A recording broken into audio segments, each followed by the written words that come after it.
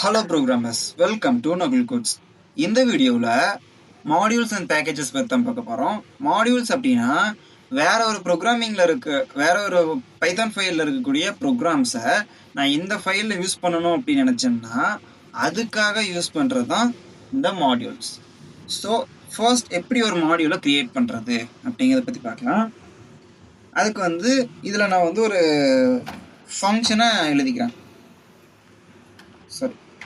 def add அப்படின்னு ஒரு function எழுதிக்கிறேன். def add இங்கே வேண்டாம், நான் தனியாக ஒரு ஃபைல் கிரியேட் பண்ணிக்கிறேன். இதுக்கு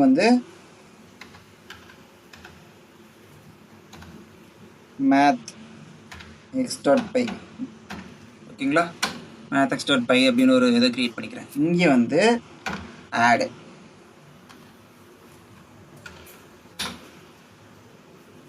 def add அதுக்கு ரெண்டு வேரியபிள் a, b அப்படிங்கிற ரெண்டு வேரியபிள் நான் கொடுத்துக்கிறேன். இதில் ரிட்டர்ன்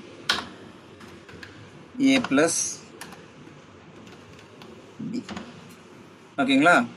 இப்போ நான் இங்கே module.pyல இந்த ஃபைலை நான் ஆக்சஸ் பண்ண போகிறேன். அதுக்கு தான் இந்த module and package concept use ஆகுது. ஸோ இப்போது இம்போர்ட் அப்படிங்கிற ஒரு கீவேர்டு இருக்குது. இதுக்கு முன்னாடியே நான் ஃபைல் ஹேண்டலிங் நடத்தும் போது இம்போர்ட்டுங்கிற கீவேர்டை மாடியூல் அண்ட் பேக்கேஜில் நடத்துகிறேன்னு சொல்லியிருந்தேன். ஸோ அதை தான் இப்போ இம்போர்ட் அப்படிங்கிறது எக்ஸ்டர்னலாக இருக்கக்கூடிய ஃபைல்ஸை எக்ஸ்டர்னலாக பைத்தான் ஃபைலை நம்ம இங்கே ஆக்சஸ் பண்ணணும் அப்படின்னு நினச்சோம்னா அதுக்கு யூஸ் பண்ணுறது தான் இந்த import keyword. So import math.x அப்படிங்கிறத நான் இம்போர்ட் பண்ணிடுறேன். So enter. இங்கே இம்போர்ட் mathx நான் கொடுத்துட்டேன். ஸோ இப்போ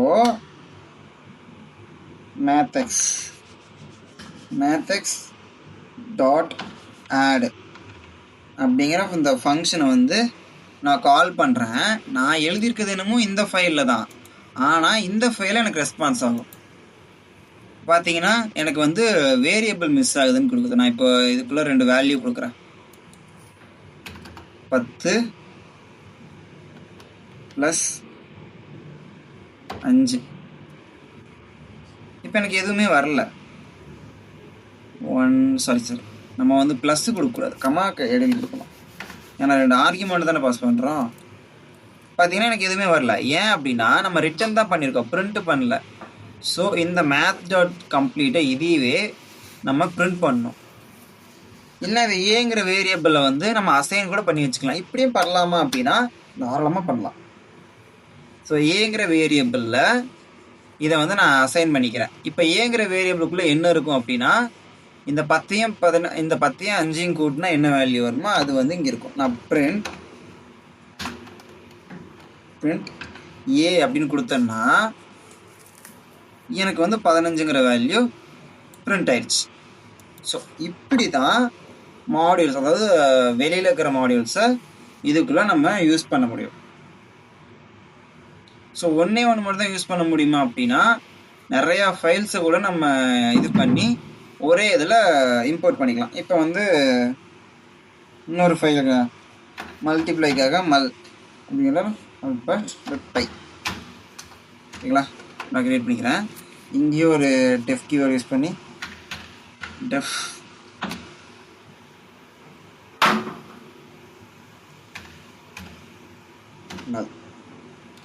இதுக்குள்ள a, b ஒரே ஃபங்க்ஷன் நேம் கொடுக்கக்கூடாது இல்லையா, multi.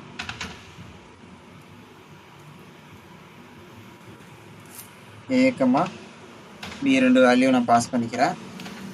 Next return a + b ஓகேங்களா. இப்போது என் மாடியூல்.pyக்குள்ள நான் கமா கொடுத்து இது பண்ண முடியுது. import import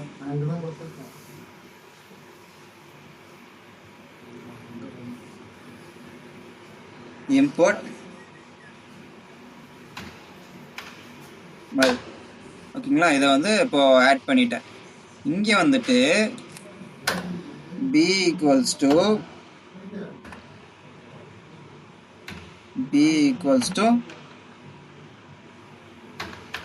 மல் டாட்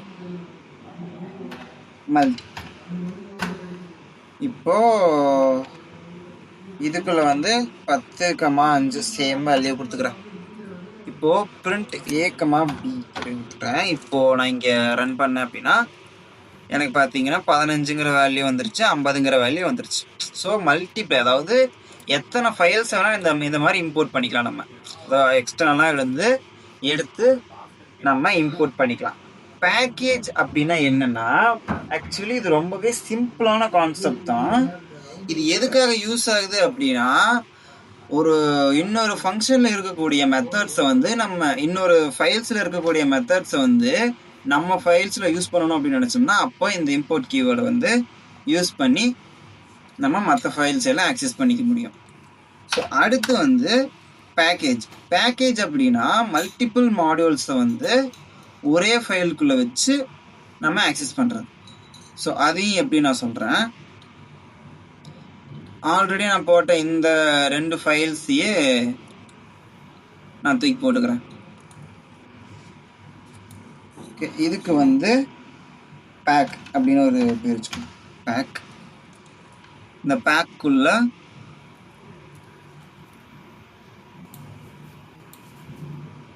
இதை 2 க்ளோஸ் பண்ணிக்கிறேன்.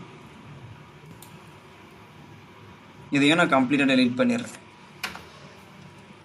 டெலீட் பண்ணிட்டு இந்த மல் அப்படிங்கிறதையும் இந்த math.xஐயும் நான் தூக்கி கொண்டு போய் இந்த பேக்குங்கிற ஃபோல்டருக்குள்ள நான் போட்டுறேன். மூவ் ஆயிடுச்சா? இப்போது இந்த module.pyல வந்து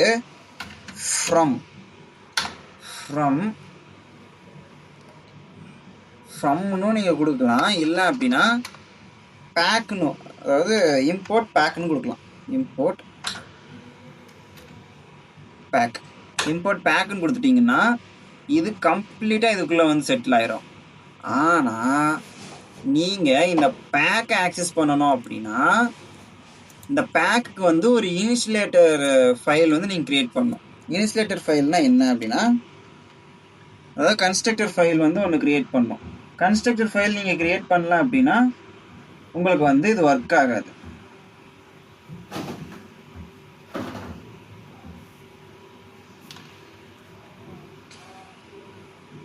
அது init டாட்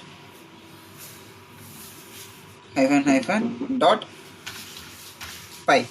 ஓகேங்களா, இப்போ நான் வந்து ஒரு இனிஷியேட்டர் ஃபைல் வந்து க்ரியேட் பண்ணிட்டேன். ஸோ இனிஷியேட்டர் ஃபைலில் வந்து நம்ம எதுவும் கொடுக்கணும்னு அவசியம் கிடையாது. இனிஷியேட்டர் ஃபைல் வந்து நான் க்ரியேட் பண்ணிட்டேன். பேக் டாட் இங்கே பேக் டாட் மல். இங்கே அதே வருது பாருங்கள், மல். ஓகேங்களா, இதுக்குள்ளே இருக்கக்கூடிய மல்டி அப்படிங்கிற ஃபைல் வந்து எனக்கு வேணும். ஏன் இப்போ இது க்ராக் ஆக மாட்டேங்குது அப்படின்னா, நம்ம வந்து இங்கே கொடுக்கணும் பேக் டாட் மல். இங்கே வந்து நான் இம்போர்ட் பண்ணிட்டேன். இங்கே வந்துட்டு பேக் டாட் மல் டாட் இதுக்குள்ள இருக்கக்கூடிய மல்டி. சாரி, ஓகே இம்போர்ட் கிடையாது, ஃப்ரம் கீவேர்டில் தான் நம்மளால் ஆக்சஸ் பண்ணுவோம். ஃப்ரம் இதில் இருந்து இம்போர்ட் மல்டி. இந்த மாதிரி நம்ம ஒவ்வொரு ஃபங்க்ஷனையும் நம்ம இம்போர்ட் பண்ணோம். அதே மாதிரி காப்பி பேஸ்ட். இது வந்து ஆடுக்கு ஒரு மேத்எக்ஸ்னு கொடுத்துருந்தோம் இல்லையா? ஸோ மேத்எக்ஸ் அதுக்குள்ளே இருக்கக்கூடிய ஆடுங்கிற ஃபங்க்ஷன். ஸோ இந்த மாதிரி ஃப்ரம் கொடுத்து அந்த இது வந்து எங்கே இருக்குது அப்படிங்கிறத கொடுத்துட்டு நம்ம வந்து அதுக்குள்ளே நம்ம என்னென்ன ஃபங்க்ஷனை யூஸ் பண்ணுறோமோ அதையெல்லாம் இங்கே கொடுத்துடணும். ஸோ ஃப்ரம்மு போட்டிங்கன்னா மட்டும் நீங்கள் எந்தெந்த மெத்தட்ஸை யூஸ் பண்ண நினைக்கிறீங்களோ அது கொடுத்துக்கலாம். இதே இந்த மல்டிப்ளை மட்டும் நீங்கள் எடுக்கிறீங்க அப்படின்னா நீங்கள் இது கொடுக்கணும்னு அவசியம் கிடையாது. இல்லை அப்படின்னா இந்த பேக்கை தூக்கி விட்டு இங்கே மல்ட்டை தூக்கி விட்டு இங்கே கூட நீங்கள் மல் போட்டுக்கலாம். இங்கே கூட இந்த மேத்தக்ஸ் அப்படிங்கிறது கொடுத்துக்கலாம்.